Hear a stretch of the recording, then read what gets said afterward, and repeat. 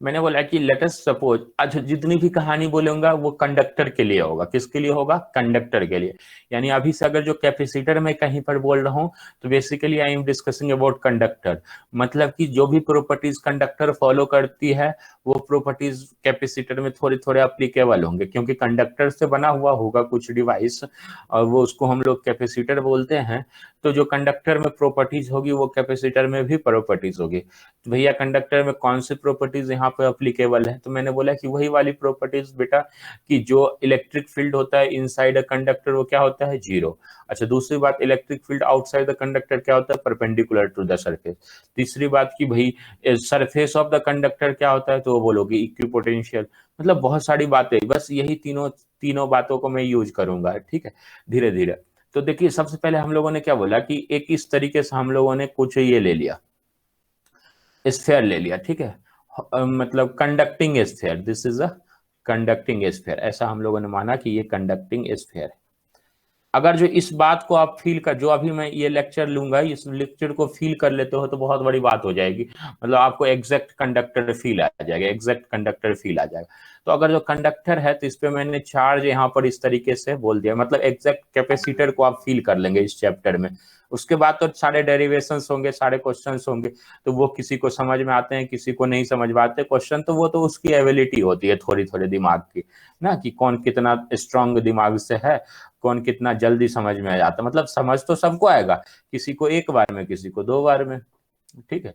तो वो अलग अलग बात हो जाएगी, अभी यहाँ पर सबके लिए सेम है, ठीक है। तो मैंने बोला ये कंडक्टर है तो कंडक्टर से कुछ इलेक्ट्रिक फील्ड लाइंस निकल रही होगी, तो ऐसे हम लोगों ने निकाला इलेक्ट्रिक फील्ड लाइंस, ठीक। इस पे हम लोगों ने चार्ज कुछ क्यू रखा, इस पे हम लोगों ने चार्ज कितना रखा? क्यू। तो बेसिकली अगर जो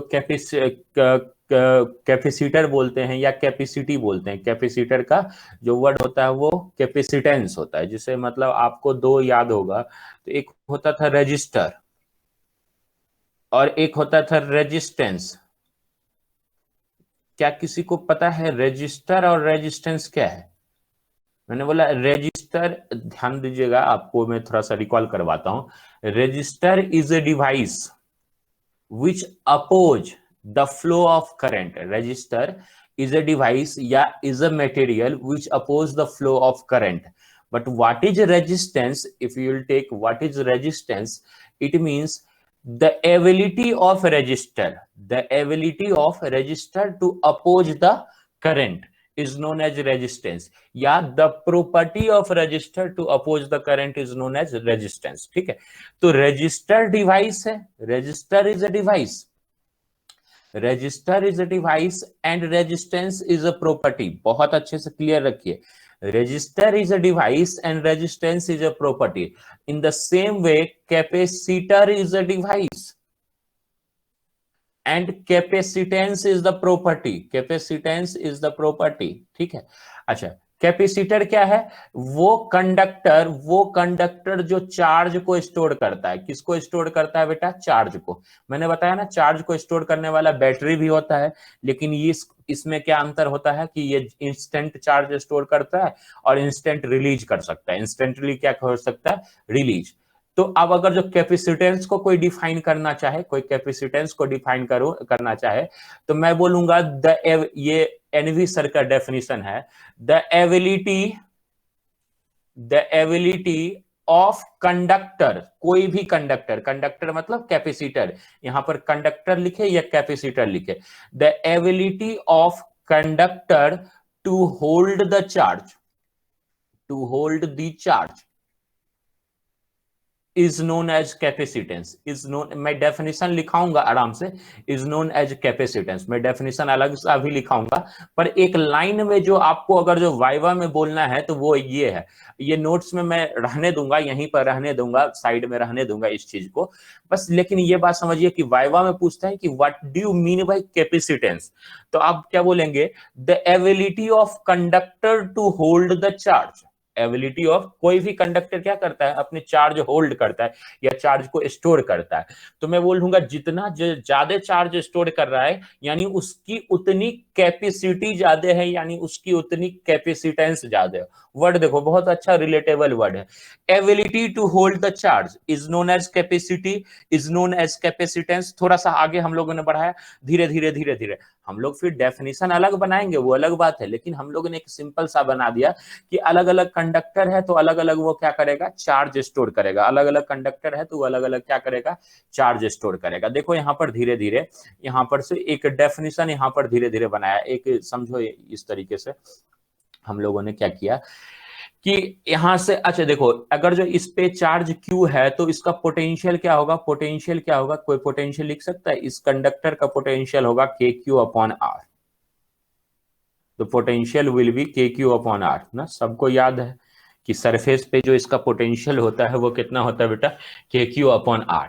तो मैंने बोला कि यहां से थोड़ा सा अगर जो देखो तो जो Q है यानी चार्ज स्टोरिंग प्रॉपर्टी, जो Q है that is charge storing property, that will be proportional to V। देखिए आराम आराम से लिख रहा हूं, Q is proportional to V, यहां पर से दिख रहा है ना, V is proportional to Q भी बोल सकते हैं और Q is proportional to V भी बोल सकते हैं। Q is proportional to V भी बोल, मतलब जितना ज्यादा चार्ज उतना ही ज्यादा पोटेंशियल, जितना ज्यादा चार्ज उतना ही ज्यादा पोटेंशियल ना, Q is proportional to V। या फिर बोल सकते हो जितना ज्यादा इसका पोटेंशियल उतना ज्यादा इस पे चार्ज। तो यहां से हम लोग क्या करते हैं, Q is equal to proportionality sign हटाते हैं और लगाते हैं एक C is into V, where C is equal to क्या हो जाएगा, Q by V, and C is nothing but this, C is nothing but capacitance. इसी C को हम लोग क्या बोलते हैं बेटा, कैपेसिटेंस बोलते हैं। इस C को हम लोगों ने क्या बोला, कैपेसिटेंस। अब यहां पर मतलब समझो, ये बहुत अच्छा डेफिनेशन है। एक याद होगा आपको 10th में आपने पढ़ा था, R is equal to V upon I। ठीक है, R क्या, R is resistance, R is what, resistance, V for voltage, V for voltage, and I for current, and I for current. ठीक है, तीन बातें, तीन को समझिए, आराम आराम से समझिएगा। R is resistance, V is voltage and I is current. This is nothing but Ohm's law. Ohm's law यही तो था बेटा। Ohm's law में ये आपको याद हो, थोड़ा सा Ohm's law याद हो तो V is equal to हम लोगों ने क्या लिखा था, IR। ऐसे ही तो निकालते थे, V is proportional to I, और V is equal to क्या करते थे, I into R, proportionality sign हटा के लिखते थे I into R। तो यही चीज हम लोगों ने यहाँ पर भी किया है, सेम थिंग हम लोगों ने यहां पर भी किया है, सेम थिंग हम लोगों ने यहां पर भी किया है। ठीक है, यही वाले चीज हम लोगों ने यहां पर भी किया है कि जो चार्ज है, जो चार्ज है उस तरीके से क्या हुआ, प्रोपोर्शनल है V के, और वहां पर से प्रोपोर्शनलिटी साइन हटाया तो यहां पर मैंने C लिख दिया, C is nothing but capacitance.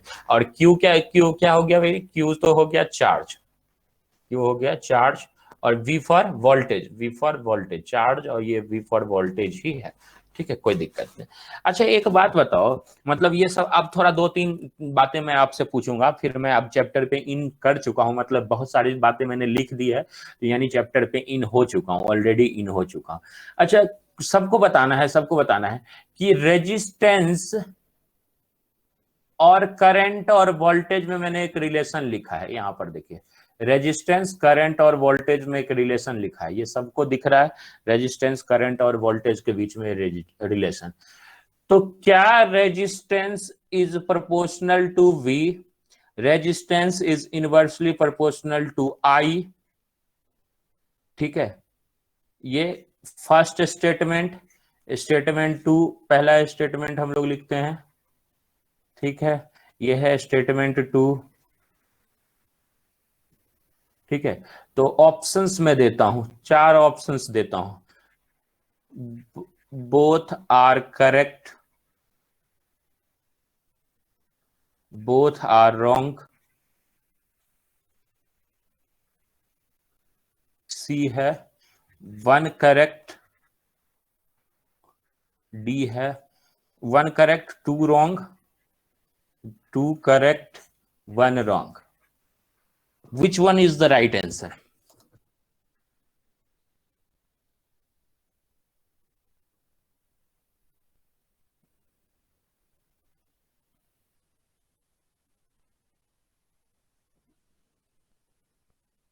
Simran, Harshita is with both correct, Simran both correct, Nandini both correct, Jaydeep B, step rocks B, Suzanne A, Rocky D, ठीक है, और परसुन बी। और देखिए everyone should write the answer, ठीक है, कुछ तो समझ में आ रहा होगा यार।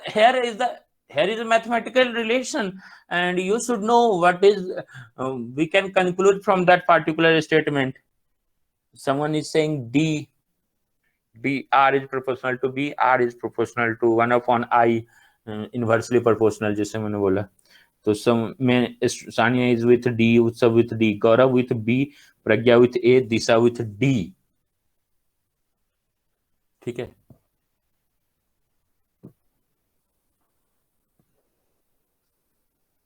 अर्पित with A. So now I will reveal the person. You have given the answer or not? Priyanshu, you have given the answer or not? No. Priyanshu, keep your side. Either you are leftist or rightist. Please keep your side. That is fine. ठीक है। So the correct answer is B. Both are wrong. The correct answer is B. आप समझ रहे हैं कि आप लोग 10th की बातें इतना गलत बता रहे हैं तो कैपेसिटर को कैसे अंधेरे में तुक्का मारा। ठीक है, बहुत अच्छा। जयदीप ने सबसे पहले सही आंसर दिया था वैसे इसका, तो बोथ आर रॉन्ग। ठीक है, आप लोग शायद भूल रहे हैं, यही चीज मैं यहाँ पर समझाना चाह रहा हूं। आपको क्या है, यहाँ टीचर को नहीं पता है, मैं बताता हूँ। मेरे से पहले सेंट एंथनी में पढ़ाती थी एक करुणा नाम की टीचर, पढ़ाती थी फिजिक्स, ठीक है। उसने यहाँ एग्जाम में क्वेश्चन दे दिया और एग्जाम में क्वेश्चन का आंसर गलत लिख दिया, और उसके बाद भी उस पर रिजिड रही, क्योंकि मैंने यहाँ पर जो ऑप्शंस बताया था बच्चों को ना, वो ऑप्शन टिक करके आए और वो उसको मार्क्स नहीं दी, रिजिड रही। क्यों? क्योंकि इंटरनेट पे लिखा हुआ है, वो इंटरनेट पे एक दो जो वैसे ही फॉल्स साइट होते हैं, वैसे वेबसाइट होते हैं, उस पे गलत आंसर लिखा हुआ है तो उसको मान लिया। अरे भाई, इंटरनेट पे आंसर मत ढूंढा करो हर चीज का, ठीक है। इंटरनेट, यहाँ टीचर झाल बजाने के लिए नहीं बैठे हैं, टीचर भी बताने के लिए बैठे हो। और बहुत जैसे SCBR के क्वेश्चंस का इंटरनेट पे आंसर मत देखा करो, बहुत सारे क्वेश्चंस, बहुत सारे सॉल्यूशंस गलत होते हैं। मैं तुरंत साबित कर दूंगा, 5 सॉल्यूशंस अभी तुम्हारे सामने इंटरनेट में ऑन करके दिखाता हूं कि सॉल्यूशंस गलत है वहां पर इंटरनेट पे डायरेक्टली, ठीक है। तो यहां पर अब मैं बताता हूं कि क्यों गलत है, आपको याद आ जाएगा। R is equal to V upon I।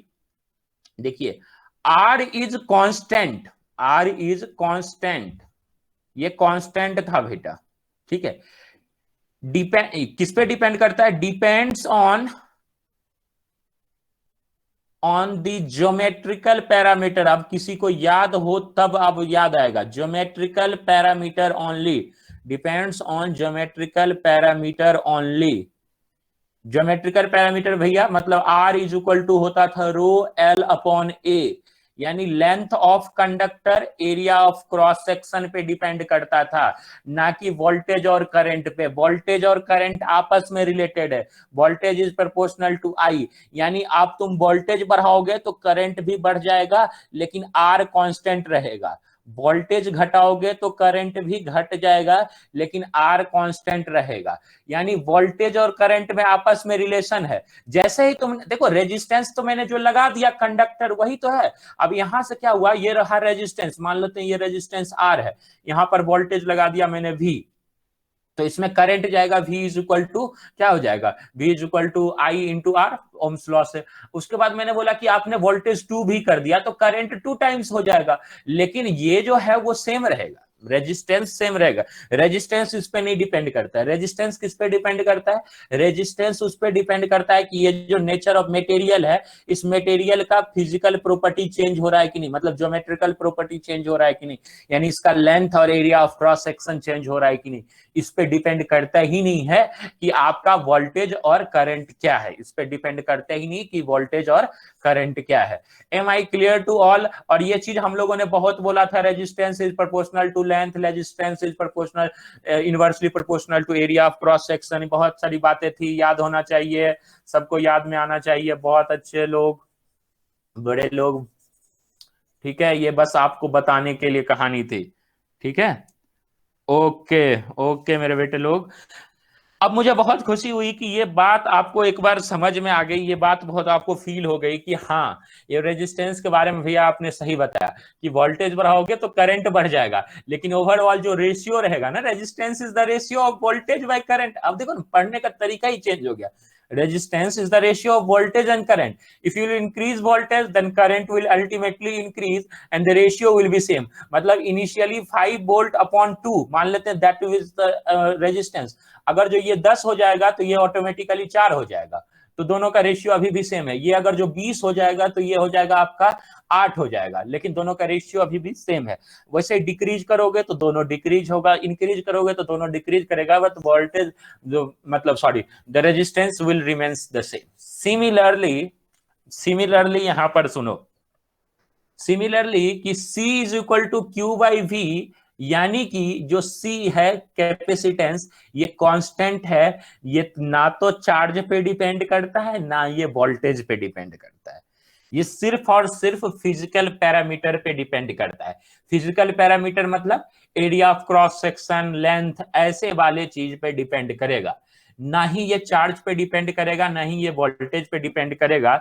तो यही क्वेश्चन था कि विच ऑफ कैपेसिटेंस इज, यहां पर क्वेश्चन यही था, मैंने याद किया, capacitance is independent of, independent of, एक ऑप्शन पहला देंगे चार्ज, दूसरा देंगे वोल्टेज, तीसरा देंगे बोथ, चौथा देंगे नन। तो क्या होगा, ये होगा बोथ आंसर। ना ही ये चार्ज पे डिपेंड करता है ना ही ये वोल्टेज पे, इंडिपेंडेंट है दोनों पे।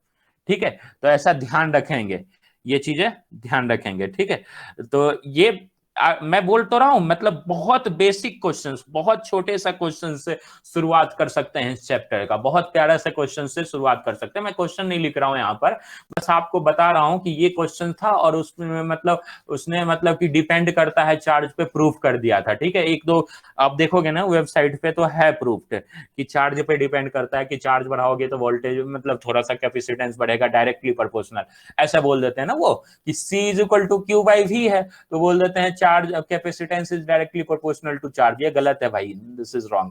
क्योंकि आपने क्या करना है, अब देखिए, अब कहानी सुनिए, अब यहां से मैं चैप्टर में इन हो गया, एक्चुअली में इसको बोलते हैं चैप्टर में इन करना।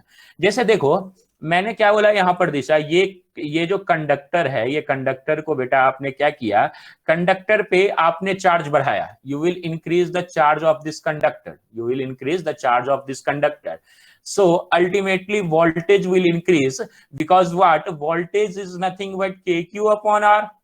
If you will two times the charge, अगर जो चार्ज को टू टाइम्स करते हो यानी 2kq अपॉन r, तो voltage is ultimately that will be also two times. If you will decrease the charge the voltage will also decrease, क्योंकि आपने formula पढ़ रखा है ना, V is equal to kq upon r। तो आप समझ रहे हो ना, इसको टू टाइम्स करोगे तो वोल्टेज भी टू टाइम्स, इसको हाफ करोगे तो वोल्टेज भी half, but the ratio of q upon v will remains constant, that is nothing but the capacitance of a conductor, capacitance of a capacitor। So I will now define the capacitance, that is the ability to hold the charge. Mathematically it is the ratio of charge upon voltage, mathematically it is the ratio of charge upon voltage। So I'm going to write the definition of capacitor। ठीक है, तो first I will write the definition of capacitor only, then I will write the definition of capacitance, everything I will write। Capacitor कुछ भी बोल सकते हैं, a conductor which holds the energy, यहाँ पर थोड़ा सा अलग बोलते हैं, a capacitor which holds the energy in the form of electric field। A capacitor is a conductor which holds the energy in the form of electric field। जितना basic रखोगे उतना ज्यादा समझ में आएगा। तो थोड़ा मैं टेक्निकल वर्ड यूज करके डेफिनेशन लिख देता हूं, ठीक है, जो मेरे कॉपी में लिखा हुआ है, लिख रहे हैं ए कैपेसिटर, थोड़ा थोड़ा यहाँ पर लिखने का होगा एक पेज, ठीक है, तो थोड़ा आराम से धैर्य से रहना। Is a combination of, a capacitor is a combination of conductors ना, कंडक्टर्स है या उसका कॉम्बिनेशन भी हो सकता है, अभी थोड़ा थोड़ा देर बाद हम लोग पढ़ेंगे कि कॉम्बिनेशन भी है। A capacitor is a combination of conductors which can store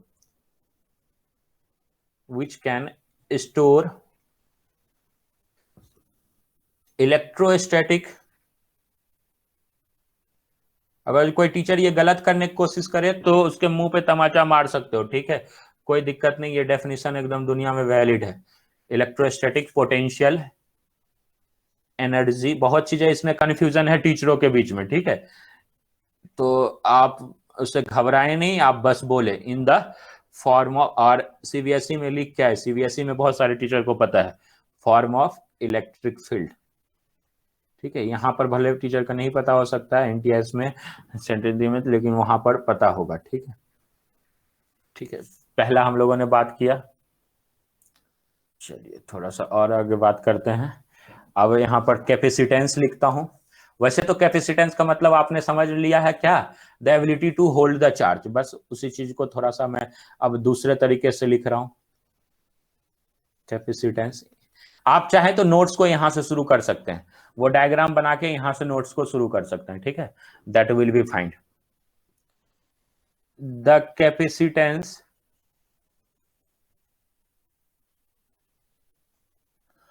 of a capacitor is defined as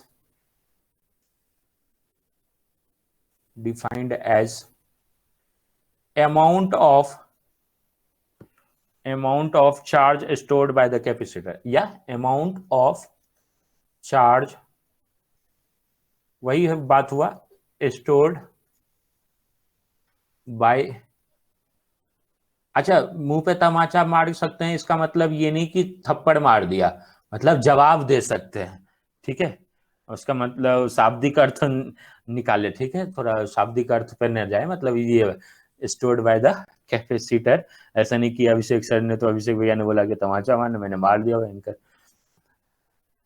at a given potential, ठीक है, मतलब जवाब दे सकते हैं यार, तमाचा मारने एट अ गिवन पोटेंशियल, ठीक है। मैथमेटिकली बहुत अच्छा है, उसी चीज को बहुत अच्छे से फ्रेम करके लिख दिया है। ये जो डेफिनेशन लिख रहा हूं ना मैं, ये पटना के एक नामी टीचर ने लिखा है, ठीक है, पटना का बहुत बड़ा नामी टीचर है मैथमेटिक्स में, वो सॉरी फिजिक्स में, उनका नोट्स था मेरे पास, तो उन्होंने लिखा है, जब मैं उस ट्रेनिंग पीरियड में था ना, तब उन्होंने दिया था मुझे। Mathematically the charge store is directly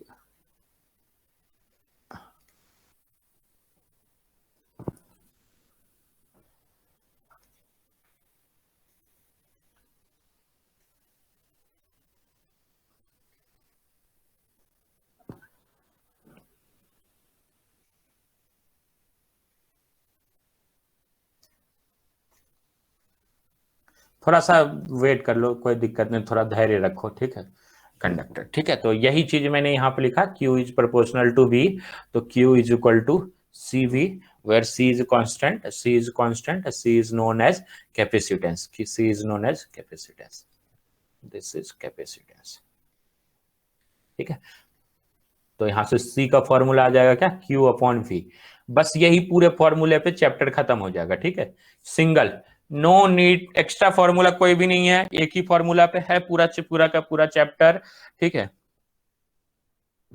थोड़ा सा ये चीज हम लोग यहाँ पे लिख देंगे, पूरा का पूरा चैप्टर भी इसी पे है, इसमें कुछ भी नहीं है, वो पूरा मैं इंफॉर्मेशन थोड़ा देर और लिखूंगा मैं प्रज्ञा, तो थोड़ा घबराना नहीं है, ये पूरा लिख देंगे कंक्लूजन में कि द कैपेसिटेंस, ये मैं थोड़ा देर में प्रूफ भी करूंगा, the capacitance of a capacitor, the capacitance of a capacitor is constant and and depends on the geometrical parameters.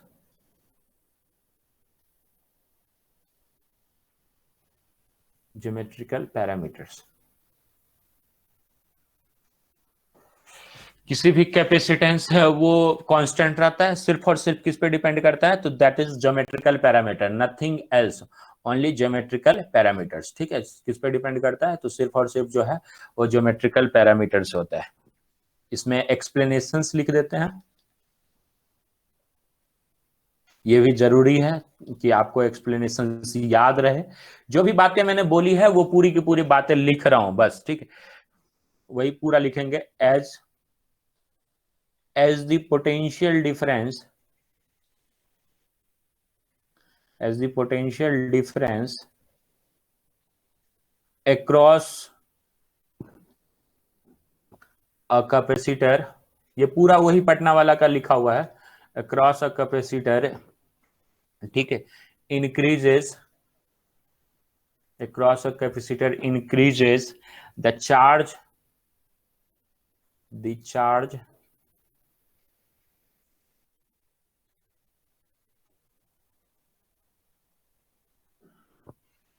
increases such that the ratio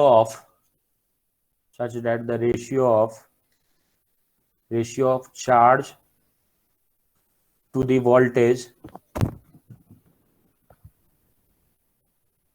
remains constant।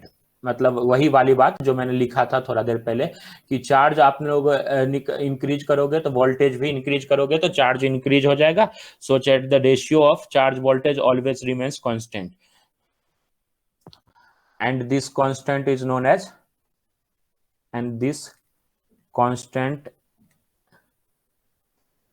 Known as capacitance ना, known as capacitance. इसमें reverse भी true होगा कि अगर जो voltage decrease करते हो तो उसका चार्ज स्टोर भी डिक्रीज करेगा, such that the ratio remains constant. तो वो डू वाला स्टेटमेंट आप खुद से लिख देना, ठीक है, एक वाला स्टेटमेंट आप खुद से यहाँ पर लिख देना, मैं मान के चलता हूँ आप लिख देंगे, ठीक है। चलिए नेक्स्ट पेज पे चलते हैं, यहां से वो पूरा का पूरा मैंने नोट्स के लिए मैंने लिखवा दिया, ठीक है, मैं चाहता तो 1 पेज का नोट्स भेज सकता था, ठीक है, आप उससे नोट कर लेते, लेकिन मेरे लिए वो फायदामंद नहीं होता, मैं अपने सामने लिख रहा हूँ चीजों को तो मुझे थोड़ा सा उसमें आत्मसंतुष्टि मिलती है, ठीक है, कि मेरा लिखा हुआ नोट्स है, आपने उसमें गलती कुछ भी नहीं करना है, ठीक है। अब देखो क्या होता है, पूरी कहानी फिर से सुनते हैं। अब देखो कैसे कैसे हम लोगों ने चीजें को कैपेसिटर को लाया है, ठीक है, आपने स्कूल में क्या पढ़ा उससे कोई दिक्कत नहीं है, पहले यहाँ पर आराम आराम से सुनिए। सबसे पहला हम लोगों ने बोला कि ये कोई कंडक्टर है, ठीक है, दिस इज अ कंडक्टर। अगर जो इस कंडक्टर के पे मैंने बोला कि इस कंडक्टर, आप आराम से देखना धीरे धीरे, अब यहाँ पर से हम लोग चीजें को एकदम डिफाइन करने लगेंगे और वो चीजें लाने लगेंगे जो चीजें के लिए हम लोगों ने इतनी देर मशक्कत किया। वो ओम्स लॉ वाला एग्जांपल लिया कि ना वोल्टेज पे डिपेंड करता है ना करंट पे डिपेंड करता है, उसी तरीके से कैपेसिटेंस ना चार्ज पे डिपेंड करता है ना वोल्टेज पे डिपेंड करता है, किस पे डिपेंड करता है भाई, physical parameter, sorry geometrical parameter पे, ठीक है। तो ज्योमेट्रिकल पैरामीटर यानी ये रेडियस हम लोगों ने आर दे दिया, this is the radius, okay. अच्छा, मैंने बोला कि अगर जो चार्ज इस पे क्यू है बेटा तो इसका इलेक्ट्रिक फील्ड कुछ इस तरीके से होगा, इस तरीके से आया होगा इलेक्ट्रिक फील्ड, वो तो बनाने के लिए बस मैं इलेक्ट्रिक फील्ड बना रहा हूँ, नहीं भी बनाएंगे तो लिखना तो वही चीज है, लिखना तो वही है, क्योंकि बस मैं इसलिए इलेक्ट्रिक फील्ड बना रहा हूँ क्योंकि आपने को डेफिनेशन में लिखा रखा हूँ which stores energy in the form of electric field, that's why, ठीक है। तो now I will write potential, V is equal to क्या होगा बेटा, K Q upon R, V is equal to K Q upon R. So capacitance, देखो capacitance का ये formula रट लेना, चार्ज अपॉन पोटेंशियल, देखो दो तरीके से लिख सकते हैं, चार्ज अपॉन पोटेंशियल डिफरेंस, ठीक है, पोटेंशियल बोलो या पोटेंशियल डिफरेंस बोलो, ठीक है, पोटेंशियल डिफरेंस, या फिर कोई कोई ऐसे बोलते हैं चार्ज अपॉन वोल्टेज, ठीक है, तो दोनों चलेगा, कोई दिक्कत नहीं है। ठीक है, तो हम लोग चार्ज अपॉन पोटेंशियल डिफरेंस वाला यूज करेंगे हमेशा, चार्ज अपॉन पोटेंशियल। तो चार्ज कितना है, क्यू। पोटेंशियल डिफरेंस अभी आप लोगों ने कितना निकाला, के क्यू अपॉन आर। क्या निकाला बेटा, के क्यू अपॉन आर। अभी आप ही लोगों ने निकाला ना इसका पोटेंशियल, के क्यू अपॉन आर। ये तो जानते हैं ना पोटेंशियल, हम लोगों ने इससे पहले पढ़ रखा, आप लोग रिवीजन भी किए होंगे आज। तो के क्यू अपॉन आर है पोटेंशियल। तो क्यू से क्यू यहाँ पर कैंसिल हो गया, क्यू से क्यू क्या हो गया, कैंसिल। तो देखो वैल्यू क्या आ रहा है, आर ऊपर चला जाएगा, आर अपॉन क्यू हो जाएगा, आर अपॉन के। और के को लिख सकते हैं 1/4 पाई एप्सिलॉन नॉट। तो वो ऊपर चला जाएगा 4 pi epsilon naught into R. Finally क्या आ जाएगा, सी। यानी सी इज इक्वल टू क्या आ गया, 4 pi epsilon naught into are.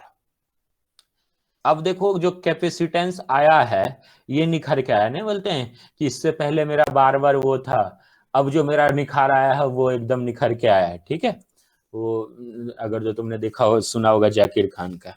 ठीक है, स्टैंड अप। तो यहां से सुनिए, अब जो कैपेसिटेंस आया है वो निखर के आया है। ये कैपेसिटेंस कितना है, C is equal to 4 pi epsilon naught into R. C is equal to कितना है बेटा, 4 pi epsilon naught into R. कहने का क्या मतलब हुआ, देखो अब 4 is constant, pi is constant, epsilon naught is constant. The only thing is r. That means if you will increase r, the potential will increase. If you will decrease, sorry, capacitance will increase. If you will decrease r, the capacitance will decrease. The capacitance will decrease. Simple सा सिर्फ एक ही चीज पे depend कर रहा है, r। और r क्या है, r है radius, that is a geometrical parameter. r is radius, r is radius of spherical conductor. r is what, radius of spherical conductor। भैया अब इतना बात बहुत अच्छे से समझ में आ रहा है। r is radius of spherical conductor, जो कि है ज्योमेट्रिकल पैरामीटर्स। जो क्या है, ज्योमेट्रिकल पैरामीटर्स, जो है ज्योमेट्रिकल पैरामीटर्स। ठीक है, दिस इज ज्योमेट्रिकल पैरामीटर्स। ठीक है, तो सिर्फ और सिर्फ किस पे डिपेंड करता है, R. Now I will give you a question, find the अच्छा, तो आर है कैपेसिटेंस, एसआई यूनिट ऑफ, छोड़ ये लिख देता हूं मैं, SI unit of capacitance is farad.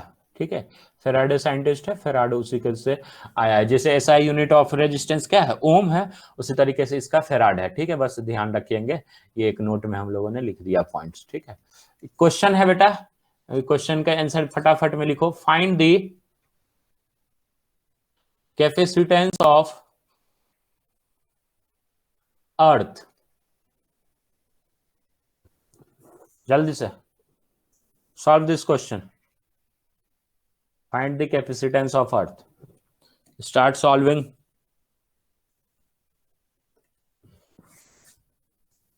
Find the capacitance of earth.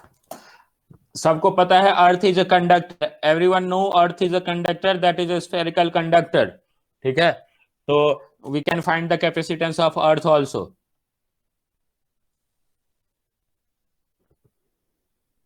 Right the answer in the comment box.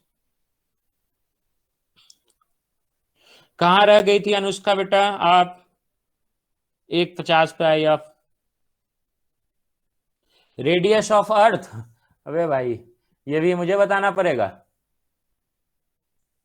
Radius of earth 6400 kilometre.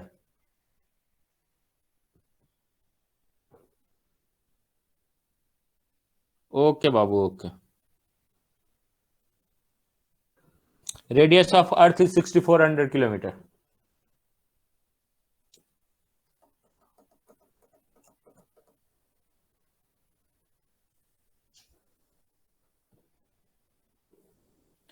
देखो अब बोरिंग नहीं लग रहा होगा, अब नए चीजें है ना, अब नया लेक्चर्स है पूरा, तो 1.5 घंटा भी बहुत कम। 0.007 प्रज्ञा इज विथ 0.007 समथिंग। और कोई दो आंसर भाई, हाँ, you can use the calculator, there is no requirement कि आप कैलकुलेटर ना use, you can use the calculator, you can write the answer, use the calculator also.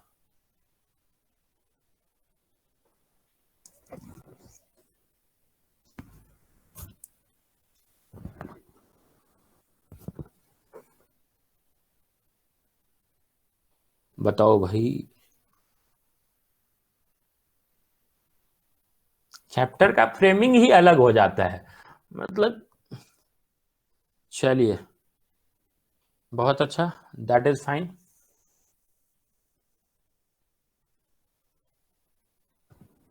हाँ अब सही आने लगा है आंसर। तो capacitance of earth will be equal to 4 pi epsilon not into radius of earth. तो 4 pi epsilon naught का value होता है 8.85 इंटू 10⁻12 माइनस का, किसी को नहीं पता है तो ये ध्यान रखिएगा, ठीक है। 8.85 into 10⁻12, this is the value of 4 pi epsilon naught into radius of earth, this is 6400 kilometre, यानी 6400 इंटू 10⁻³ मीटर। इसको अगर जो आप सॉल्व कीजिएगा तो फाइनल आंसर क्या मैं लिखूं, किसी का एक आंसर देख लेता हूं, वो लिख लूंगा मैं। तो फाइनल आंसर हो जाएगा 7.11 ले लेता हूं, सबने 7.11 ले रखा है, तो 7.11 इंटू 10⁻⁻4 फेराड, कैपिटल एफ। देख रहे हो अर्थ कितना बड़ा कंडक्टर है, अर्थ मतलब उतने बड़ा कंडक्टर है, और उसका जो है आ रहा है कैपेसिटेंस। अब यहां से समझना, यहां से भी बहुत इंपॉर्टेंट है, बहुत सारी बातें यहां से निकल के आएगी। देखो यहां पर क्या बोला, जो अर्थ की हम लोगों ने कैपेसिटेंस निकाला है वो क्या आया है 7.11 इंटू 10⁻⁻4, यानी बहुत छोटा, 0.07007 आपने बोला, 0.007 ऐसा आपने बोला। यानी अर्थ क्या आप जानते हो ना कितना चार्ज स्टोर कर सकता है, capacitance is what, the ability to hold the charge.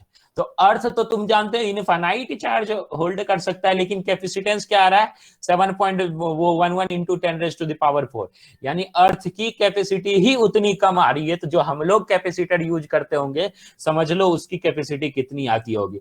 तो यहां पर बोलते हैं, नोट में मैं एक बात लिख लेता हूं, note, farad is very big unit, is very large unit, large बोलता हूं ज्यादा अच्छा होगा, लार्ज यूनिट, ठीक है। फेराड जो है बहुत लार्ज यूनिट है। सो जनरली हम लोग माइक्रो फराड पिको फराड में चलते हैं। Generally we use the capacitor in the range of, जो हमारा कैपेसिटर होता है in the range of micro farad, nano farad, pico farad, ठीक है। ऐसा ही चलते हैं हम लोग। ये बस ऐसे आपके इंफॉर्मेशन के लिए कि अर्थ की कैपेसिटी भी आपको पता चल जाए, ठीक है, और इस तरीके से इंफॉर्मेशन भी हो गया। अब देखिए वहां से आगे बढ़ते हैं, थोड़ा सा यहां से आगे बढ़ा, बोला कि ऐसा कहानी, देखो ये भी कहानी है, कहानी मतलब कंसेप्ट होता है, बहुत प्यारा कहानी, इतना प्यारा कहानी मैं उम्मीद नहीं कर सकता हूं, उतना प्यारा कहानी बताने जा रहा हूं। फिर से एक कहानी, ठीक है, एक कहानी और सुनते हैं। यहां पर हम लोगों ने क्या किया बेटा, यहां पर हम लोगों ने एक कंडक्टर लिया, कंडक्टर मतलब जो इसकी चार्ज क्यू है, जिसकी चार्ज क्या है क्यू, ठीक है। ये हम लोगों ने कंडक्टर लिया। इस बात को समझने के बाद मैं पूछूंगा कि आपको समझ में आया कि नहीं, ये पूरा एकदम पूरा स्टेटमेंट आपको समझ में आना चाहिए, ठीक है, और लिखना भी है आपने, ठीक है। ये पूरी कहानी आपने खुद से लिखनी है, जैसा मैं फिगर बना के छोड़ दूंगा बस उतना पे ही नहीं, पूरा का पूरा स्टेटमेंट लिखना है। अगर जो आप नहीं लिख पाओगे तो मुझे बताना, मैं भेज दूंगा नोट्स, आयुषी ने लिख रखा है अपने मन से, ठीक है। ये हम लोगों ने कंडक्टर लिया, कंडक्टर क्या है चार्ज। इसके बगल में हम लोगों ने एक न्यूट्रल कंडक्टर लाया, क्या लाया, न्यूट्रल या अनचार्ज, ये क्या हुआ न्यूट्रल कंडक्टर, ठीक है, ऐसा। ये हम लोगों ने न्यूट्रल कंडक्टर लाया, ये कंडक्टर है, सबको पता चल गया कि ये कंडक्टर है, ये चार्ज्ड कंडक्टर, कैसा कंडक्टर है चार्ज, ठीक है। इसकी रेडियस को कुछ हम लोगों ने मान लिया आर, इसकी रेडियस को हम लोगों ने कुछ मान लिया आर, तो रेडियस आर है, आर चेंज नहीं कर रहा हूं, रेडियस इज आर, ठीक है। तो मैंने बोला इसका जो पोटेंशियल है, पोटेंशियल वो क्या हो जाएगा बेटा K Q upon are, potential क्या हो जाएगा के क्यू अपॉन आर। अब देखो पोटेंशियल कहां पे, अगर जो मैं पोटेंशियल बोल रहा हूं तो पोटेंशियल मतलब गौरव इसके सरफेस पे बोल रहा हूं। कहां बोल रहा हूं बेटा, इसके सरफेस पे, इसके सरफेस पे पोटेंशियल बोल रहा हूं। ठीक है, अब देखो क्या किया मैंने, ये तब बोल रहा हूं, ये तब बोल रहा हूं, ये तब बोल रहा हूं जब इसके बगल में कोई भी न्यूट्रल कंडक्टर नहीं था, कोई भी इसके बगल में न्यूट्रल कंडक्टर नहीं था। मतलब कि ये इंडिपेंडेंट सिस्टम हो, मतलब कि ये इंडिपेंडेंट सिस्टम हो, ऐसा ये इंडिपेंडेंट सिस्टम हो तब, मतलब ये न्यूट्रल चार्ज अभी इसको रिमूव कर दो, ठीक है, इसको अभी नहीं मानो, तब इसका जो कंडक्टर है, इसकी जो पोटेंशियल है वो कितनी हो जाएगी। अगर जो चार्ज आपने क्यू दिया है, इस पे चार्ज क्यू दिया है, तो इसका पोटेंशियल क्या हो जाएगा, के क्यू अपॉन आर। अब मैं बोल रहा हूं कि चलो अब ले आते हैं, वो मैंने कहानी लिखा, अब ले आते हैं। अब क्या लाया हम लोगों ने, न्यूट्रल कंडक्टर। ठीक है, आराम आराम से चैप्टर में इन कर रहे हैं। न्यूट्रल कंडक्टर कैपेसिटर का डेफिनेशन लिख लिया है ना, बहुत बड़ी बात हो जाती है। जो अभी थोड़ा देर पहले करवाया ना कि C is equal to Q by V, यानी क्यू इंक्रीज करोगे तो वी भी इंक्रीज होगा, क्यू डिक्रीज करोगे तो वी भी डिक्रीज होगा। इस पे सीबीएसई ने, मैं अभी सीबीएसई का क्वेश्चन दिखाता हूं, मतलब ये टीचर पढ़ाने वाले हो या ना हो, सीबीएसई ने 3 टाइम्स क्वेश्चन पूछ रखा है, 3 बार सेम कंसेप्ट पे, एग्जैक्टली सेम कंसेप्ट पे, वो भी न्यूमेरिकल। तो मैं न्यूमेरिकल वो करवाऊंगा, ठीक है, कि क्या है वो न्यूमेरिकल, एग्जैक्टली कैसा न्यूमेरिकल उसने सीबीएसई ने फ्रेम किया, वो मैं करवाऊंगा। ठीक है, और जब आप प्रीवियस ईयर करोगे तो आपको प्रीवियस ईयर में सॉल्यूशन बहुत लगा कर लिखा होता है, लेकिन सॉल्यूशन से भी आपको समझ में आ जाए इतना तो आपको दिमाग में होना चाहिए, इतना दिमाग में बैठना चाहिए। सबको सॉल्यूशन भी समझ में नहीं आता। तो मैंने रखा है इसके बगल में एक न्यूट्रल कंडक्टर। सुनते हैं कहानी। चार्ज कंडक्टर था, उसके बगल में एक न्यूट्रल कंडक्टर रखा। ठीक है, आपको याद हो इंडक्शन एक वर्ड होता था, क्या होता था, इंडक्शन। क्या होगा, इसके यहां पर क्या होगा, नेगेटिव चार्ज इंड्यूस्ड होने लगेगा ना, बगल में अगर जो पॉजिटिव चार्ज है तो इसके जस्ट बगल में नेगेटिव चार्ज इंड्यूस्ड होने लगेगा। और यहां पर क्या इंड्यूस्ड हो जाएगा, पॉजिटिव चार्ज इंड्यूस्ड हो जाएगा। यहां पर क्या इंड्यूस्ड हो जाएगा, पॉजिटिव चार्ज। ठीक है, ये इंड्यूस्ड हो गया पॉजिटिव चार्ज। यहां पर मैंने कुछ डिस्टेंस मान लिया, ये वाला डिस्टेंस को मैंने यहां से यहां डिस्टेंस दिया है, कनेक्ट नहीं किया है, डिस्टेंस लिखा है, सिर्फ मैंने एक्स डिस्टेंस लिखा है। जनरली हम लोगों ने क्या लिखा है, एक्स डिस्टेंस। ठीक है, तो अब हम लोगों ने, अच्छा ये वाला बात जो है कि इंडक्शन वाला, इधर पॉजिटिव इधर नेगेटिव चार्ज इंड्यूस्ड होगा, इधर पॉजिटिव चार्ज, ये सबको समझ में आती है, यस और नो? फिर आगे बात करेंगे। Hello everyone, you do you know induction? ठीक है, सबको याद है ये बातें पूरी की पूरी, ये मैंने बहुत अच्छे से समझाया था, इंडक्शन कंडक्शन क्या होता है। ठीक है, तो ये बातें आपको याद है, that's fine, thank you everyone. ठीक है, just for your kind information कि ये मतलब मैं ये पूछ रहा था इसलिए कि अब मैं थोड़ा सा आराम से इसमें डील कर पाऊंगा, अब मुझे डर नहीं है इसमें, कि आपको ये याद है। तो यहाँ नेगेटिव चार्ज होगा, यहाँ पर पॉजिटिव चार्ज होगा। अब मैं यहाँ पर पोटेंशियल देख रहा हूं, कहा, इस पॉइंट पे मैं, हर्षिता इस टॉपिक में तुम नहीं थी मेरे पास, तो इस पॉइंट पे अब मैं पोटेंशियल देख रहा हूं। तो अब देखो इस पॉइंट पे पोटेंशियल क्या होगा, एक तो इस चार्ज के वजह से है, इस चार्ज के वजह से पोटेंशियल, नाउ मैं लिख रहा हूं नाउ पोटेंशियल वी डैश। अब जो हम लोग पोटेंशियल लिख रहे हैं वो वी नहीं लिख रहे हैं, वो क्या लिख रहे हैं, वी डैश लिख रहे हैं। क्या बोल रहे हैं, क्यों, कब केस 1 हम लोग लिख रहे हैं इसको, केस 1, पहला केस ले लेते हैं, केस 1 ले लेते हैं। When a neutral sphere is brought near a, when neutral sphere, conductor लिख लेते हैं, इसमें कंडक्टर ज्यादा बेटर है, conductor is brought near the metallic charge conductor, metallic बोलो या कंडक्टर, मेटालिक चार्ज स्फीयर। ठीक है, कुछ भी बोल सकता है, बहुत तरीके का वर्ड यूज करता है, ठीक है, तो ध्यान रखो, मेटालिक चार्ज स्फीयर। अब क्या होगा, now the potential is V dash. V dash क्या होगा, देखो इसका पोटेंशियल तो के क्यू अपॉन आर होगा, के क्यू अपॉन आर, और इस नेगेटिव चार्ज के वजह से भी यहां पर पोटेंशियल होगा, इस पॉजिटिव चार्ज के वजह से भी यहां पोटेंशियल होगा। Try to understand, this negative charge has a effect on potential at this particular place, and this positive charge has also a effect of potential on this particular point, that is a given point, dotted point। तो लेकिन किसका potential dominate करेगा, इस negative का या इस positive का, बताओ किसका पोटेंशियल डोमिनेट करेगा, नेगेटिव का कि पॉजिटिव का? Hello, Pragya is with negative, Jaydeep with negative, Nandini negative, और बताओ कोई, सिमरन, सबने आंसर देना है, कुछ कुछ नेगेटिव। अच्छा ठीक है। Suzanne please give me the reason. Hello, everyone want to listen the reason कि नेगेटिव का क्यों डोमिनेट करेगा, व्हाई? क्योंकि भैया जो नेगेटिव चार्ज है उसमें हाँ इलेक्ट्रॉन्स है, इलेक्ट्रॉन्स हाँ, ज्यादा है। नेगेटिव चार्ज में इलेक्ट्रॉन्स ज्यादा है। This is not a correct explanation. Anyone can explain this? या अट्रैक्शन, डिस्टेंस, एक तो डिस्टेंस पास है नेगेटिव और पॉजिटिव के बीच में, ओके, और जिस दूसरा डायरेक्शन में, अट्रैक्ट करेंगे।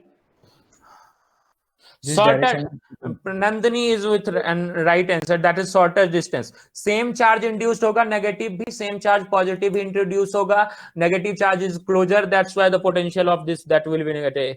एक मिनट, हेलो, हाँ जी मैम, ठीक है, हाँ आप कैसी हो? हाँ जी, हाँ जी मैम, आप बताओ।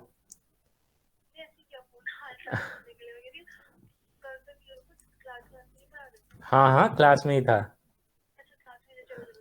कोई नहीं मैम, मैं करता हूँ शाम में आपको कॉल। वैसा कोई वो तो नहीं है ना? चलो ठीक है मैम, ओके मैम।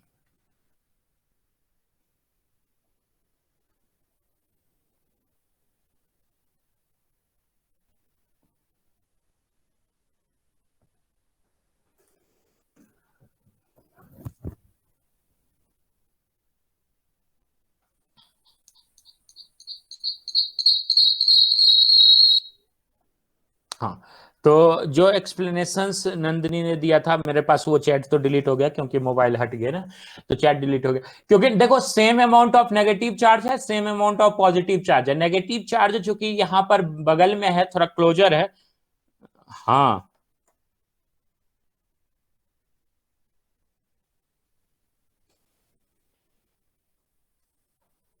हर्षिता नाम की लड़की बहुत ही प्यारी होती है, ठीक है, ये बात सच है।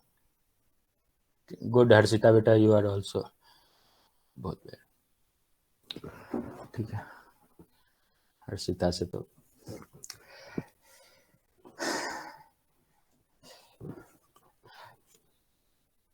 हाँ, हिस्ट्री जो पढ़ाती है वो तो बहुत प्यारी होती है, बहुत ज्यादा प्यारी होती है।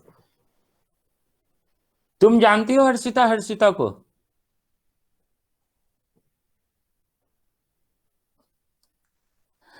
अबे ड्राइंग की जायज, चलो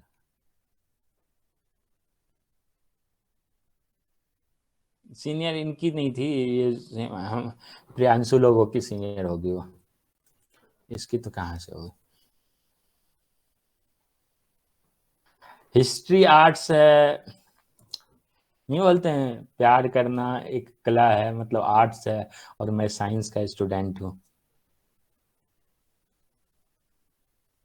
ठीक है ठीक है, मैं भेजूंगा उसकी तस्वीर, तुम्हें भेजूंगा हर्षिता की, ठीक है, उसको देखना, अब फिर समझना कौन है हर्षिता, ठीक है, पहचान। अरे अब कहानी यहाँ पर शुरू करते हैं ना। हाँ, ओके, तो यहाँ पर ठीक है, ग्रुप में भेज दूंगा। उनकी तस्वीर के सहारे तो जिंदा है यार, अब देख लो यहाँ पर। Now potential V dash is equal to KQ upon R minus, यहाँ पर देखो। अच्छा एक बात बताओ, and can somebody tell me, यहाँ पर जो चार्ज होगा ना वो बेटा नेगेटिव का होगा चार्ज, और उतना ही चार्ज होगा जितना यहाँ पॉजिटिव का चार्ज है ना। याद है ना कि जितना यहाँ पॉजिटिव चार्ज है उतना ही नेगेटिव चार्ज यहाँ पर इंड्यूस्ड किया होगा, उतना ही नेगेटिव। तो मैंने लिखा minus KQ upon X, X मतलब distance. So what you can see, V dash is less than V, V dash is less than V, ठीक है। यहां से एक बात समझ सकते हैं कि V डैश क्या है, V से कम है। एक बात क्लियर हो सकता है, V dash is less than V, ठीक है। ध्यान रखिएगा। वी डैश क्या है, के, देखो ये वाला टर्मोलॉजी देखो, के क्यू अपॉन आर है यहाँ पर सुजैन, और इसमें क्या किया है, के क्यू अपॉन आर में समथिंग माइनस किया है, समथिंग माइनस किया है। मैंने सिर्फ माइनस वाला ही क्यों लिया है, कुछ प्लस और कुछ माइनस दोनों ही हो सकता है, लेकिन मैंने सिर्फ माइनस वाला इसलिए लिया है क्योंकि माइनस डोमिनेट कर रहा है। उसमें भी कैपिटल क्यू के बदला मैंने कोई दूसरा क्यू ले लिया, कि मतलब मान लिया कि अप्रोक्सीमेटली इतना घटा है, मान लिया, ठीक है, अप्रोक्सीमेटली इतना घटा है, ठीक है, दिस इज द डिफरेंस, कि ये डोमिनेट कर रहा है, इतना माइनस किया है। तो इनिशियल पोटेंशियल V था, देखो ये इसके इक्वल है, तो V dash is less than V। now C is equal to what, now C is equal to, that will be Q upon V dash।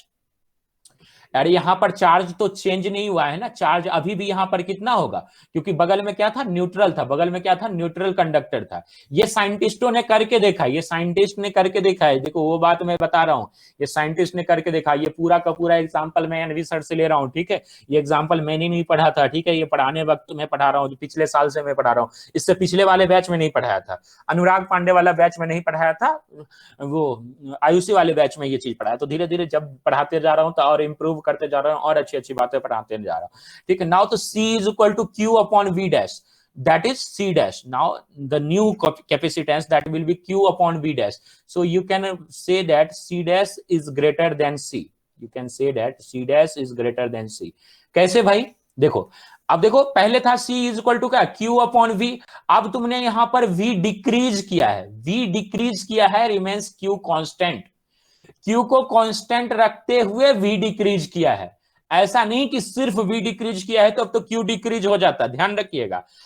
Now this times Q remains constant, this times Q remains constant, the charge on this particular conductor, charge on this particular conductor, that is conductor A, जो हम लोग red colour से बनाया है, that is Q, but the potential is decreased to V dash, the potential is decreased to V dash, so new capacitance will be C dash, and that C dash must be greater than C। what I need to calculate C dash, ठीक है, C dash calculate किया, C dash calculate किया तो एक अंदाजा लगाया, एक mathematical portions का अंदाजा लगाया कि मैं जो सी डैश है वो इंक्रीज हो गया, ठीक है। यहां तक आपको समझ में आना चाहिए कि हमने क्या किया। देखिए कंडीशन फिर से सुनिए, पूरा रिकॉल कीजिए दिमाग में। सबसे पहला एक चार्ज स्फीयर लिया, सबसे पूरा कंडीशन को मैं रिकॉल करवा रहा हूं। I have taken a charge sphere, ठीक है, चार्ज स्फीयर लिया, इसके बगल में एक न्यूट्रल लाया, इसके बगल में एक न्यूट्रल लाया, न्यूट्रल से क्या हुआ, थोड़ा सा चार्ज इंड्यूस हुआ, पॉजिटिव और नेगेटिव। फिर मैंने क्या देखा कि यहां पर इस नेगेटिव का इंपैक्ट आया, इसका पोटेंशियल को डिक्रीज कर दिया, इसका पोटेंशियल को डिक्रीज कर दिया, तो ओवरऑल क्या हुआ, capacitance is equal to Q upon V था, तो ओवरऑल कैपेसिटेंस इंक्रीज हो गया। और हमें चाहिए क्या था, हमें चाहिए था कैपेसिटेंस इंक्रीज करना, हमें यही तो चाहिए था कि किसी न किसी बहाने कैपेसिटेंस इंक्रीज हो। कैपेसिटेंस मतलब the ability to hold the charge, ability to hold the charge, हम लोग यही तो चाहते हैं, बैटरी बैकअप यूज इंक्रीज हो, बैटरी बैकअप ज्यादा हो, मतलब कि कोई डिवाइस है कैपेसिटेंस जो चार्ज स्टोर करता है तो वो ज्यादा से ज्यादा चार्ज स्टोर कर सके, ताकि ज्यादा से ज्यादा हमें सप्लाई कर सके। हमें हमारा काम यही तो था कि चार्ज स्टोरिंग को ज्यादा बढ़ाए। तो चार्ज स्टोरिंग को बढ़ाने के लिए देखो ना क्या करना पड़ा, कुछ नहीं करना पड़ा, एक चार्ज कंडक्टर के बगल में एक न्यूट्रल कंडक्टर ले आया, एक चार्ज कंडक्टर को बगल में ये न्यूट्रल कंडक्टर ले आया। ये एक साइंटिस्ट ने किया, इस साइंटिस्ट ने दूसरे साइंटिस्ट, साइंटिस्ट नंबर 2 को एक्सप्लेन कर रहा था ये फैक्ट कि देखो जो तुम कैपेसिटेंस पढ़े हो ना, उस कैपेसिटेंस को मैं इंक्रीज कर सकता हूं एक फेनोमेना से, उस कैपेसिटेंस को इंक्रीज कर सकता हूं एक फेनोमेना से। तो जो दूसरा साइंटिस्ट था वो थोड़ा सा ज्यादा होशियार था, दूसरा साइंटिस्ट ने इसी के बात को चुराया और बोला कि रुक, मैं तुझे एक और बात बताता हूं, तेरे बात से ही एक और बात बताता हूं। तू अपने एक चार्ज स्फीयर ले, ठीक है, ऐसा ले चार्ज स्फीयर, तूने अभी क्या किया, बगल में एक न्यूट्रल चार्ज रखा और न्यूट्रल चार्ज पे नेगेटिव चार्ज आया, जिसके वजह से पोटेंशियल डिक्रीज हुआ, और पोटेंशियल डिक्रीज होने के बाद कैपेसिटेंस इंक्रीज हुआ। तो बेटा मैं ऐसा करता हूं ना कि मैं इसके बगल में एक नेगेटिव चार्ज का ही कंडक्टर रख लेता हूं, अब नेगेटिव चार्ज का ही कंडक्टर रख लेता हूं। ये वाला हम लोगों ने जो रखा है ये केस 2 रखा है, केस 2 मतलब दूसरा केस। दूसरा केस क्या है, दूसरा केस क्या है, when two oppositely charged metallic sphere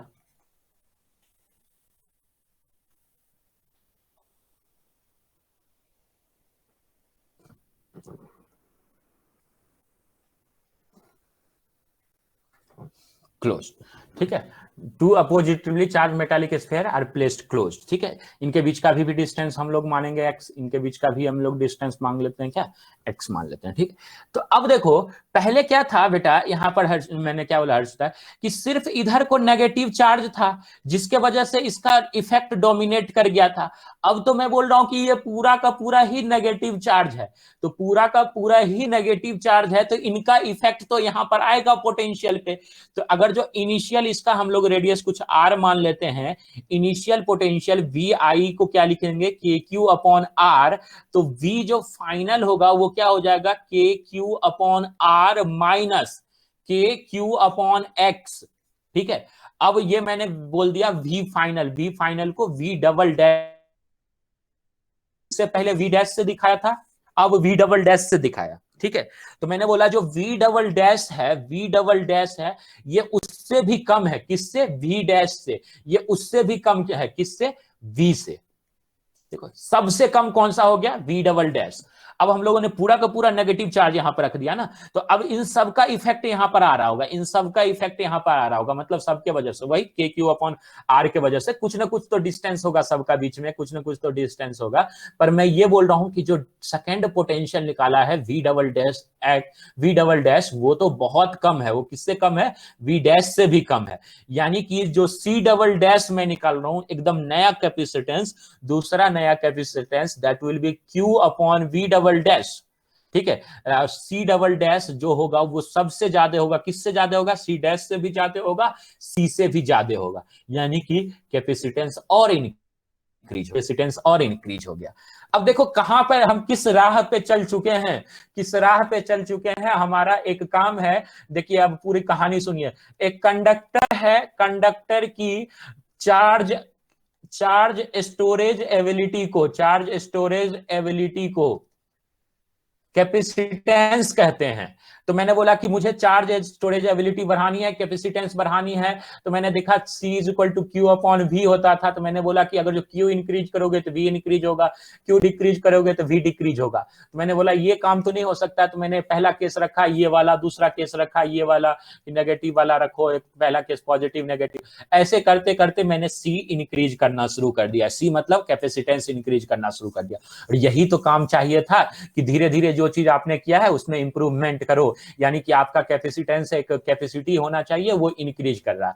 इसी चीज को साइंटिस्ट ने और पढ़ा, और भी अच्छे अच्छे अरेंजमेंट उन्होंने किया, तो फाइनल जो ओवरऑल पोटेंशियल, इसमें लिख सकते हो कि overall potential, overall potential will decrease, overall potential will decrease, ठीक है, and this result in increase in capacitance, ठीक है, इंक्रीज इन कैपेसिटेंस, ठीक है, ये आप लिख देंगे वहां पर नोट्स में, this result in increase in capacity. आपको ये सब कंसेप्ट पता होगा तभी आप अच्छे अच्छे क्वेश्चन तोड़ पाओगे, ठीक है, नहीं तो आपको जो थियोरेटिकल क्वेश्चंस होते हैं उसमें कुछ नहीं है, आपको बस अंदाजे से किसी ने टिक कर दिया तो तुक्का सही लग गया, किसी ने नहीं टिक किया तो तुक्का गलत लगा, जैसे अभी सुजैन एक्सप्लेन कर रही थी, तो मतलब वो फ्रूटफुल एक्सप्लेनेशन नहीं था, उसको भी थोड़ा देर में समझ में आ गया होगा कि हाँ क्यों, किस वजह से पोटेंशियल डिक्रीज हो रहा है, क्योंकि डिस्टेंस की बात कर रहे हैं, क्योंकि सिर्फ किसकी बात कर रहे हैं, डिस्टेंस की बात कर रहे हैं, कुछ फैक्ट वो भूल गई थी, तो ऐसा कोई दिक्कत नहीं है।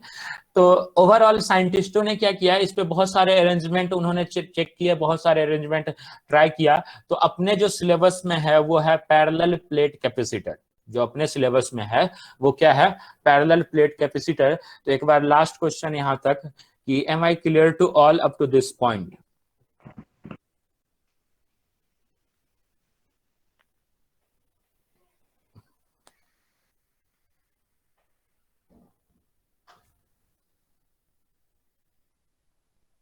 अच्छा दिशा, तुम्हें पता कैसे चला कि हर्षिता का कॉल है?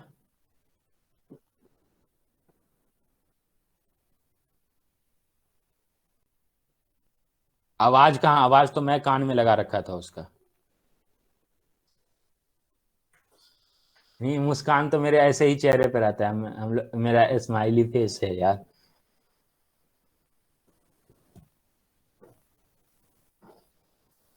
लड़कियां मुझे कॉलेज में बहुत क्यूट बोलती थी, अब शायद भरने उतना नहीं रहा।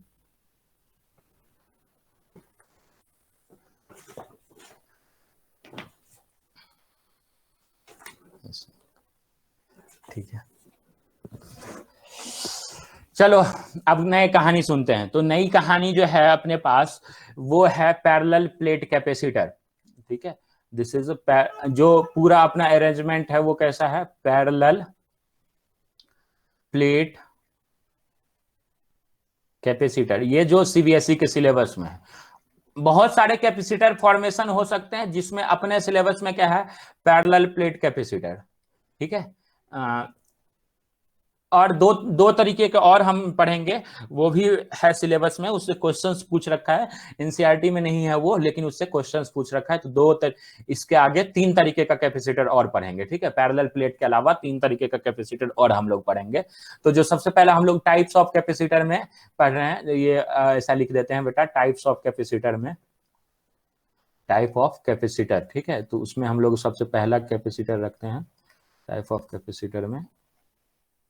फर्स्ट रखते हैं क्या बेटा, पैरेलल प्लेट कैपेसिटर। तो कहानी सुनते हैं कि पहले डेफिनेशन लिख लेते हैं, थोड़ा सा डेफिनेशन तो लिखना।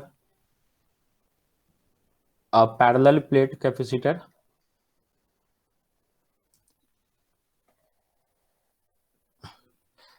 प्रज्ञा इसका कैपेसिटेंस कितना होता है पैरेलल प्लेट कैपेसिटर का?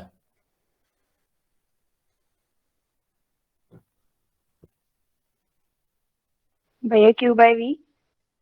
हनी वो तो होता ही है, फॉर्मूला इसका क्या है पैरेलल प्लेट कैपेसिटर, किसी को और पता है? वो वाला तो नहीं है C1 + C2, अरे वो निकालते हुए। वो तो कॉम्बिनेशन है।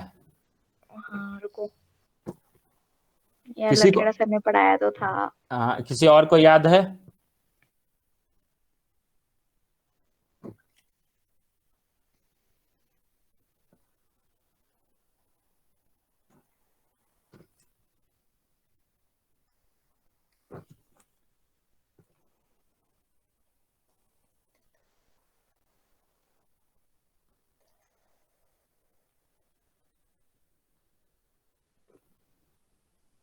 मैं नहीं बोलूंगा यार, मैं तो नहीं उसके खिलाफ हूँ।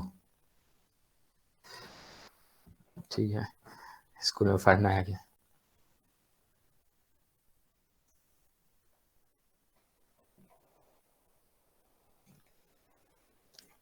थोड़ा सा लिख रहा हूं, पढ़ते जाओ आप लोग, मैं बोल नहीं रहा हूं, मैं एक्सप्लेन करूंगा।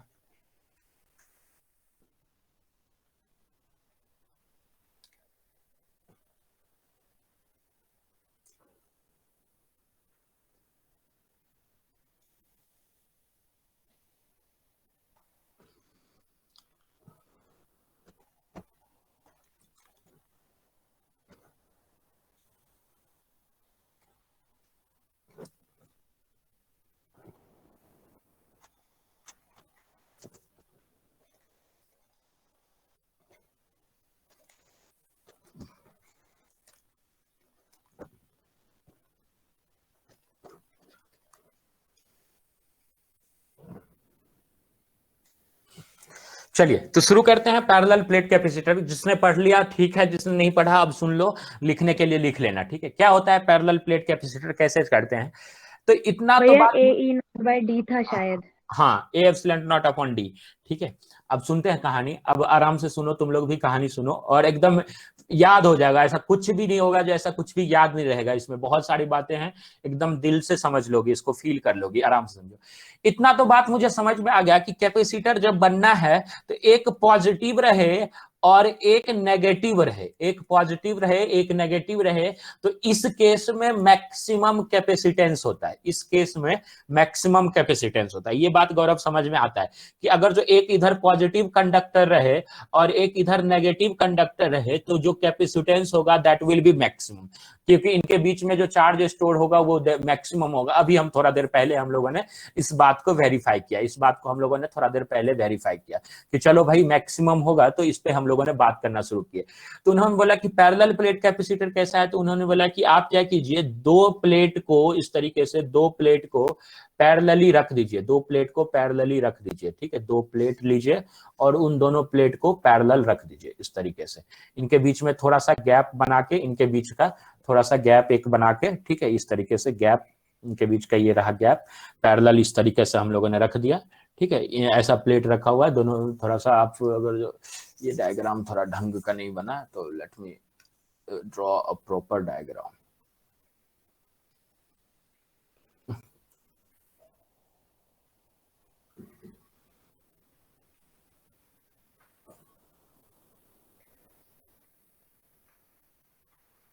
थोड़ा सा दिक्कत हो रहा है, चलो कोई दिक्कत नहीं, इतना में ही बर्दाश्त कर लेंगे, ठीक है। तो ये दो पैरेलल प्लेट ऐसा रखा हुआ है, ठीक है, ऐसे एक प्लेट ऐसे रखा हुआ है, दूसरा प्लेट ऐसे रखा हुआ है, ठीक है। अगर जो देखा जाए तो अगर जो आप इसका क्रॉस सेक्शनल व्यू देखोगे तो ये इस तरीके से रखा हुआ है, यहाँ पर हम लोगों ने, और दो प्लेट में एक क्या है बेटा, पॉजिटिव चार्ज है, एक प्लेट जो होगा वो क्या होगा, पॉजिटिव चार्ज, और दूसरा प्लेट क्या होगा, इंटायर प्लेट जो होगा वो नेगेटिव चार्ज होगा। तो ऐसे अगर जो दो प्लेट को रखा जाए, ऐसे एक पॉजिटिव चार्ज और एक नेगेटिव चार्ज, दो प्लेट को आपस में रखा जाए इस तरीके से, तो उसको हम लोग बोलेंगे पैरेलल प्लेट कैपेसिटर, उसको हम लोग क्या बोलेंगे, पैरेलल प्लेट कैपेसिटर, ठीक है।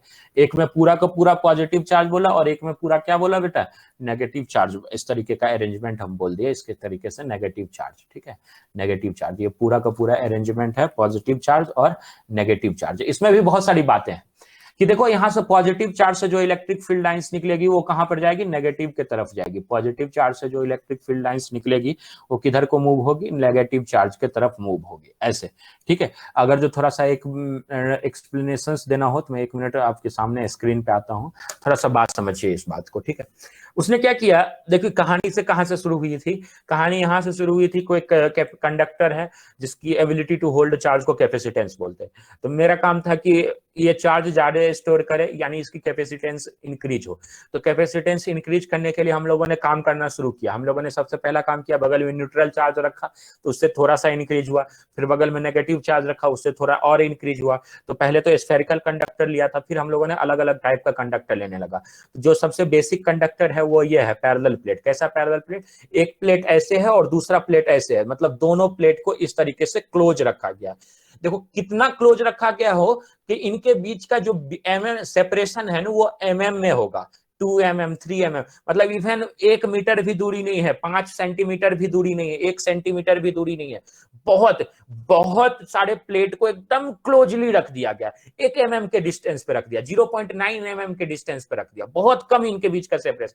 मतलब दो कॉपी के पेज रखो और कॉपी के पेज को इस तरीके से चिपका दो, उनके बीच में थोड़ा सा गैप हो, चिपके ना, लेकिन उनके बीच में ऐसा कॉम्बिनेशन हमें लगे, ठीक है। ऐसा क्यों किया गया है, ऐसा क्यों किया गया है, अगर जो क्लोज रहा, अगर जो क्लोज रहा तो किसी भी पॉइंट पे ये जो पूरा प्लेट होगा उस पॉइंट के लिए ये पूरा का पूरा प्लेट क्या होगा, इनफाइनाइट होगा, पूरा का पूरा प्लेट क्या होगा, इनफाइनाइट।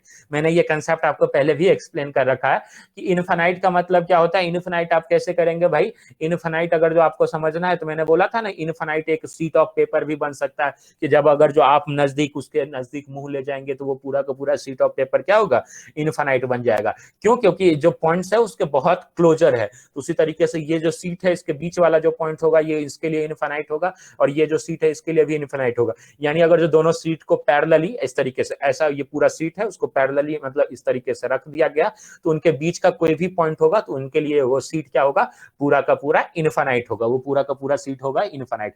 इससे हमको एक फायदा होगा, इलेक्ट्रिक फील्ड कैलकुलेशन थोड़ा सा आसान हो जाएगा, ठीक है, चीजें थोड़ी सी आसान हो जाएगी और कुछ बात नहीं है इसमें। थोड़ा सा सुनते हैं कि क्या है, बस आज ज्यादा नहीं, इसको सिर्फ एक डिराइव कर लेंगे, दैट इज फाइन, बस एक इसको डिराइव करके आज छोड़ देंगे, बाकी आगे हम लोग किसी नेक्स्ट लेक्चर में देखेंगे, मतलब शाम वाला लेक्चर में देखेंगे, ठीक है।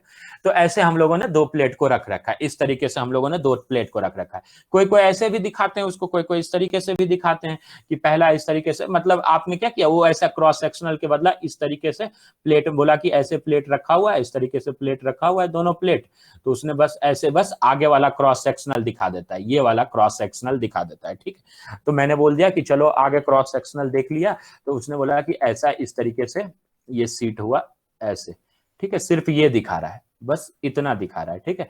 आपको समझ में आना चाहिए कि ये पूरा प्लेट है, ये पूरा इधर को जा रखा है, पूरा प्लेट ऐसे इस तरीके से, ये भी पूरा प्लेट इधर को जा रखा है, दोनों क्या पैरेलली रख रखा है। तो ये तो दो, एक में पॉजिटिव हम लोगों ने, एक में इस तरीके से पॉजिटिव बोल दिया, और एक में हम लोगों ने यहाँ पर क्या बोल दिया बेटा, नेगेटिव, यहाँ पर इस तरीके से नेगेटिव, ठीक है। एक पॉजिटिव प्लेट रखा और नेगेटिव प्लेट रखा।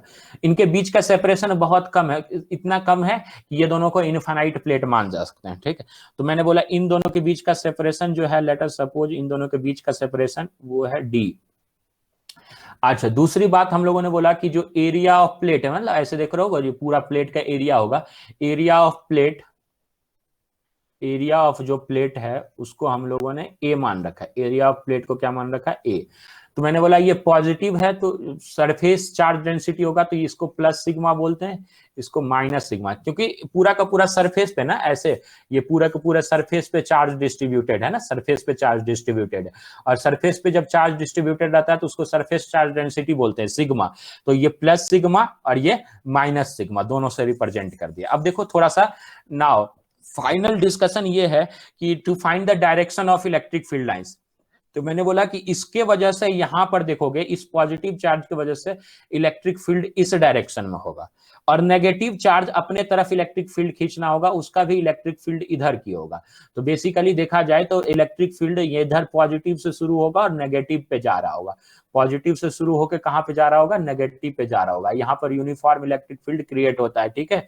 ध्यान रखिएगा, एक केस मैंने बताया था कि यूनिफॉर्म इलेक्ट्रिक फील्ड क्रिएट करने का क्या तरीका होता है, वहां कुछ दूर आगे मैं बताऊंगा। तो ये आगे यही है कि दो पैरेलल पॉजिटिव चार्ज प्लेट को अगर रख दिया जाए तो उनके बीच में जो फील्ड होगा ये यूनिफॉर्म इलेक्ट्रिक फील्ड क्रिएट होगा, उनके बीच का field uniform electric field create होगा। तो ये हम लोगों ने कर लिया, ठीक है।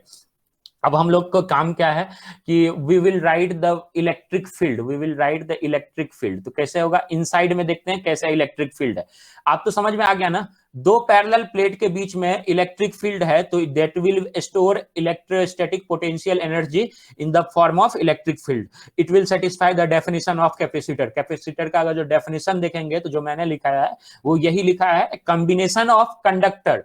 It is a combination of conductor, that is two conductors are there which stores electrostatic potential energy in the form of electric field। देखो इनके बीच में इलेक्ट्रिक फील्ड है, यानी वो एनर्जी स्टोर कर रहे हैं। अब देखो यहाँ पर मैं लिख रहा हूँ, जो फाइनल चीज लिख रहा हूँ यहाँ पर मैं इलेक्ट्रिक फील्ड लिख रहा हूँ। तो इलेक्ट्रिक फील्ड देखो, तो इसका इलेक्ट्रिक फील्ड इधर को होगा ना, कितना इलेक्ट्रिक फील्ड होगा, that is sigma upon 2 epsilon not, sigma upon 2 epsilon not. याद है एक charge plate, infinite charge plate के बगल में इलेक्ट्रिक फील्ड कितना होता है भाई, सिग्मा अपॉन 2 एप्सिलॉन नॉट। इसका भी इलेक्ट्रिक फील्ड होगा जो इसी डायरेक्शन में होगा, नेगेटिव चार्ज का भी इसी डायरेक्शन में होगा, वो भी कितना हो जाएगा, सिग्मा बाई 2 एप्सिलॉन नॉट। तो मैंने बोला ई नेट, जो ई नेट इलेक्ट्रिक फील्ड होगा, ई नेट इलेक्ट्रिक फील्ड वो क्या होगा, sigma by 2 epsilon not plus sigma by 2 epsilon not, ठीक है। दोनों इलेक्ट्रिक फील्ड लाइंस एक ही तरफ हैं, तो दोनों इलेक्ट्रिक फील्ड जुड़ जा रहे हैं, वो हो जा रहे हैं कितना, सिग्मा बाय एप्सिलॉन नॉट। कोई मुझे बता सकता है, can anyone tell this electric net electric field is variable or constant? This net electric field is variable or constant? Hello everyone, can anyone tell this electric field is variable or constant?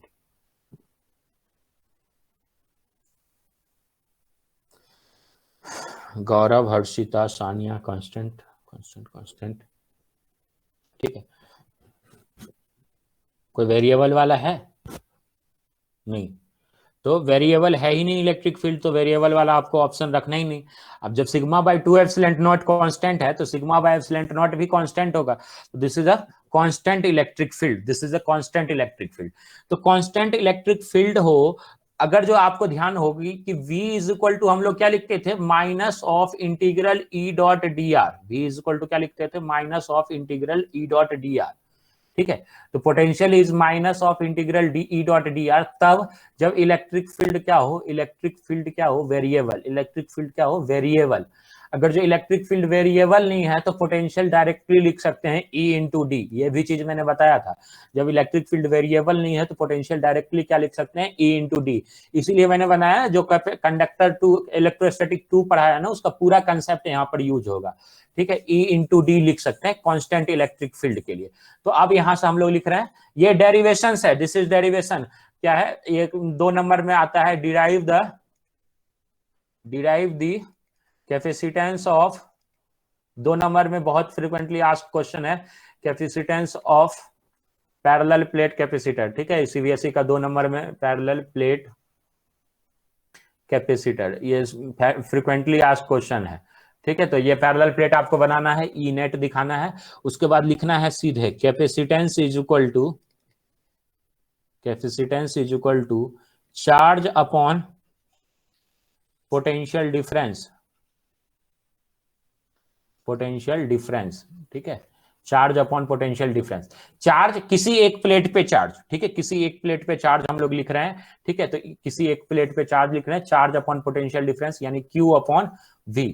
देखो यहां पर से Q लिखा और V को क्या लिखा, electric field into distance. V क्या हो जाएगा, इनके बीच का potential, V is potential difference between first plate and second plate, और इनके बीच में अगर जो इलेक्ट्रिक फील्ड हमें पता है, इलेक्ट्रिक फील्ड कितना है, sigma upon 2 sigma upon epsilon not, तो हम लोग इसके बीच का V निकाल सकते हैं। V क्या हो जाएगा, sigma upon epsilon not into D ना, electric field into distance, electric field into distance. अब देखो यहां पर बस Q को लिखना है, Q that will be equal to sigma into A upon sigma by epsilon not into D.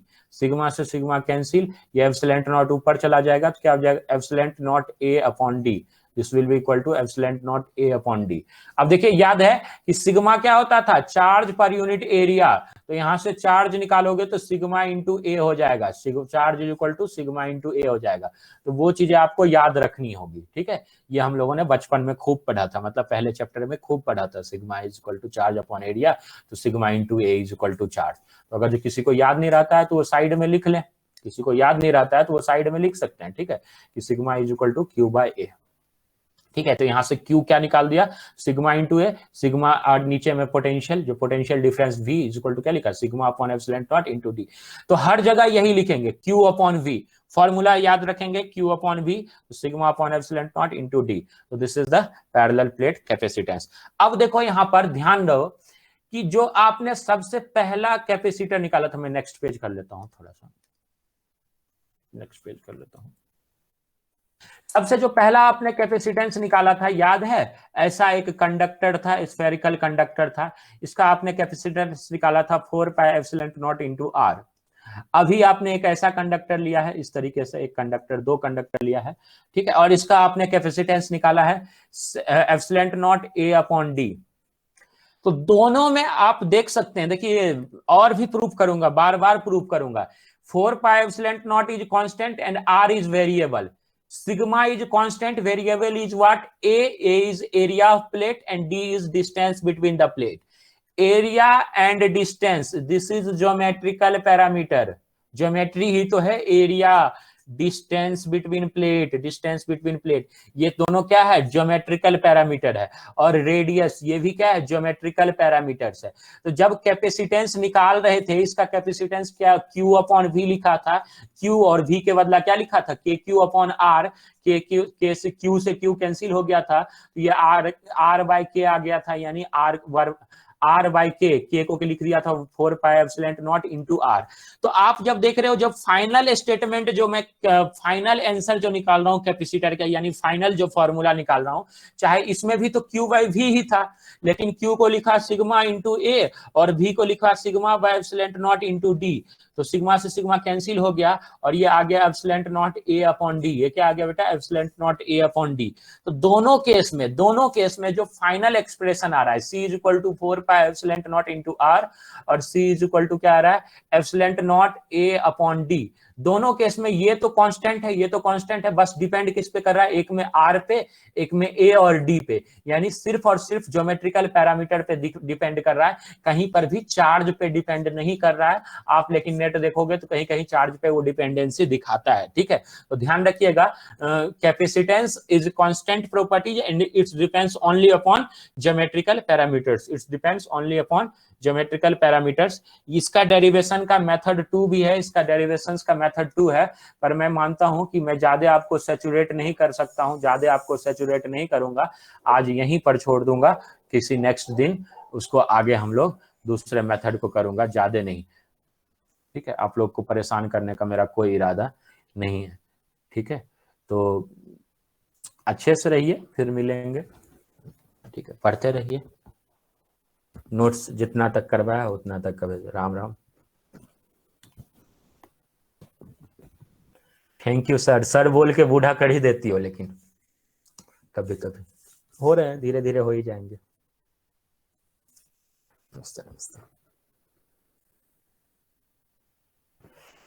जय भवानी।